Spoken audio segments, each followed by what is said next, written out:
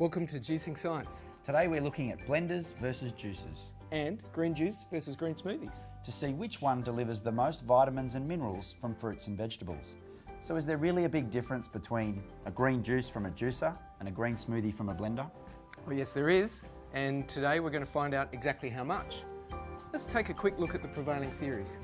Well, firstly there's Dr. Brian Clement from Hippocrates Health Institute who says, blending food, especially the better the blender this happens, kills about 90% of the nutrition within about 1.5 minutes to 2 minutes. And how it does it is oxidation.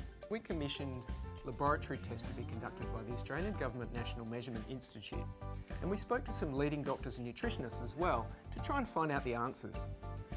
But before we share the results, it's worth quickly explaining the differences between how blenders and juicers work. A blender processes all of the ingredients together at once, not one ingredient at a time.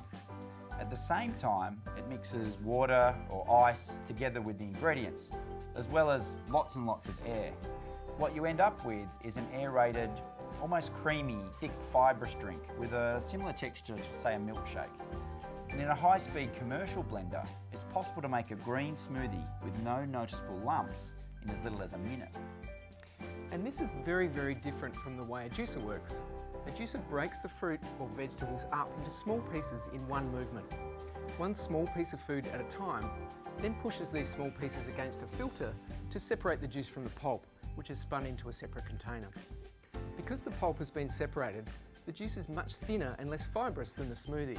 It's also less aerated, but the biggest difference is that each ingredient is processed in isolation, not at the same time with other ingredients or with ice and water. And this is really, really important, not just for taste and texture, but for nutrition. To illustrate this even further, I'll just show you this apple. Where's my apple? I've got some apples. Oh, thanks. Here you go. If we cut a little piece off of this apple, this tiny little piece of apple has hundreds and hundreds of cells. In a blender, those cells are processed continuously, over and over for 60 seconds. But in a juicer, these tiny cells go from a cutting disc to having passed through a mesh filter in 0.1 of a second. 0.1 of a second is about 3 times less time than it takes the average person to blink. So 1/10 of a second is very, very fast. It's about 20 to 30 times less processing time than a slow juicer. Compared to a blender, that's 600 times less processing time. This one little collection of food cells in the juicer is not processed at the same time as water or oranges or spinach or any other ingredient. The juicer processes the ingredients' foods cell by cell, as opposed to processing them all at once. So juicers make juice, blenders make smoothies, and cocktails and sauces and lots of other interesting things too. Both of them let you control what raw ingredients go into your foods and how fresh they are. But a blender is not a juicer, and a juicer is not a blender. Juice tastes different to smoothies, but which one has more nutrition? Well, we asked the Australian Government National Measurement Institute, or NMI, for help on this. NMI is Australia's peak measurement body and was the undisputed leader in accuracy for us to go to for this kind of testing. They tested 4 different drinks, each made in 2 different blenders and 2 different juices, to see what happened to the concentration of a range of different vitamins and minerals during processing. NMI made juice and smoothies from oranges, carrots and spinach, as well as a green juice and a green smoothie made of a mixture of kale, apples, celery, orange and carrots. In each instance, except for the oranges, water was added to the blenders to allow the ingredients to blend properly. The juices used were Juice Fountain, a Huron slow juicer, a Vitamix blender and the Boss blender. As for the results, well, let's get scientific.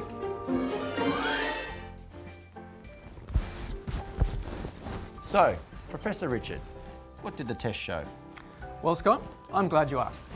Across a variety of ingredients, the 2 types of juices produced very similar nutrient concentrations.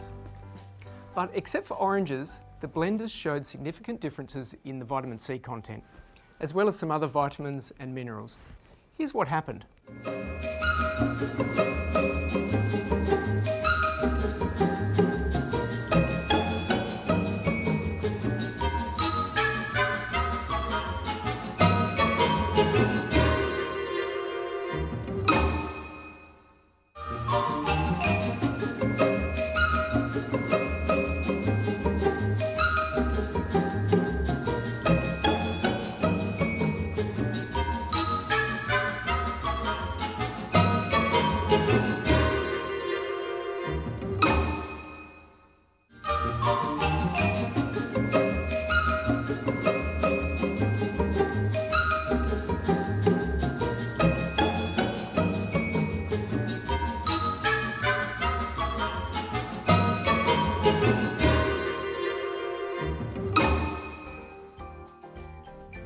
As you probably noticed, we've shown the results before and after compensating for the added water in the smoothie, which was necessary to help the smoothie blend properly.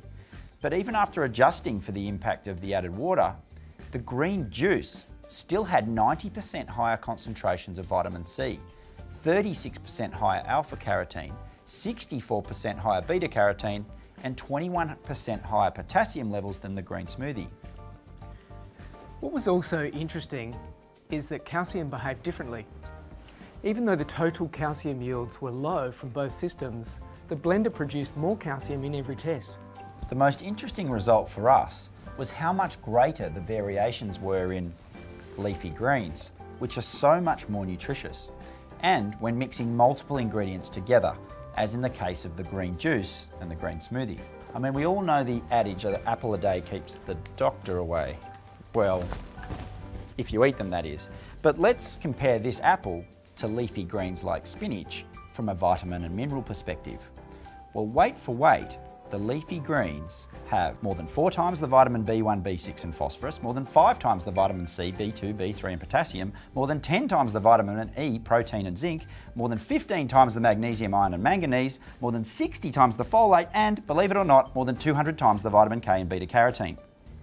And spinach packs all of that in with less than half of the calories and 25 times less sugar than an apple. So if blenders deliver about half the concentration of vitamins and minerals from nutrient-dense leafy greens like spinach compared to juices, that's a big impact on our overall nutrition from green drinks. But where does the nutrition go? The whole food goes in, the whole food comes out. How can there be any less nutrition once it's blended? Well, there are 3 general factors that cause nutrient damage: heat, oxygen, and time. Blenders create more heat, but it's still less than 30 degrees Celsius, which is about 77 degrees Fahrenheit. So there shouldn't be enough of this kind of heat to create vitamin and mineral loss. So, we don't think it's the heat, and neither do the experts we've talked to. So that leaves oxygen and time. And these are the factors that we think are probably causing the nutrient loss. Oxygen starts a reaction inside the cells of the fruits and vegetables, causing many vitamins and minerals to oxidize and die. We've all seen how fruit goes brown when we expose the inside of it to air for an hour or so. This is the oxidization process in action. Once you cut the fruit or vegetable and expose the cells to air, the process begins. But why does this happen more noticeably in a blender than a juicer? Well, starting with juicing, whether you use a slow juicer or a fast juicer, a little bit of air is introduced and becomes trapped inside the juice. The froth on top is not what's important, but rather the air bubbles trapped within. And both fast and slow juices only trap a small amount of air, and the air is only pushed into the cells for a very small amount of time. In the blender, the air is pushed into the cells with great force, over and over again for a long period of time. The force is much, much greater than, say, the air pressure on the surface of this apple as it sits here on the bench. In fact, the blades in a blender reach speeds of over 120 miles, which is about 200 kilometres per hour. Think about how powerful the wind would be on this apple if you held it out the window of a car doing 120 miles an hour.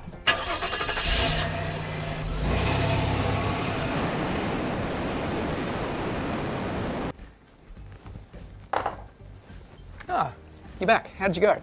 Well, it does look a lot browner. Yeah. Hey, it didn't look like you were doing 120 though. It was a Prius. But Prius or Porsche, 120 miles per hour of air pressure is a lot more pressure than an apple gets sitting on a shelf.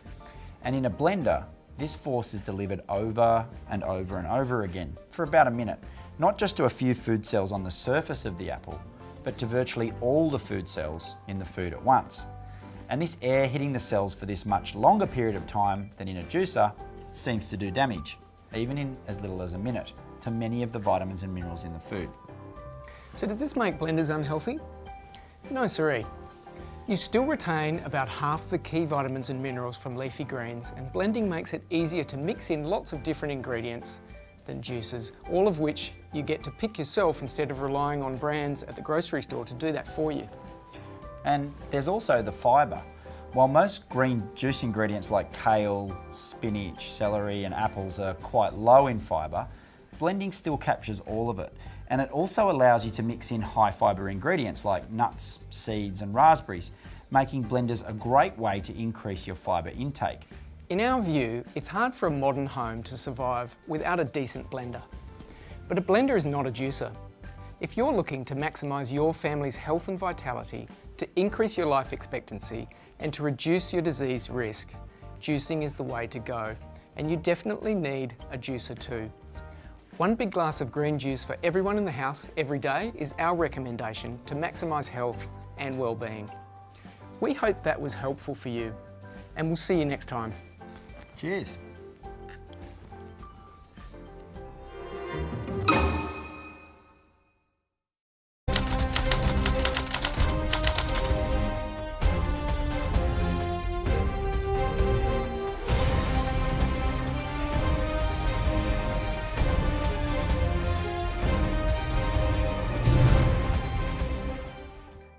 Welcome to Juicing Science Today we're looking at blenders versus juicers and green juice versus green smoothies. to see which one delivers the most vitamins and minerals from fruits and vegetables.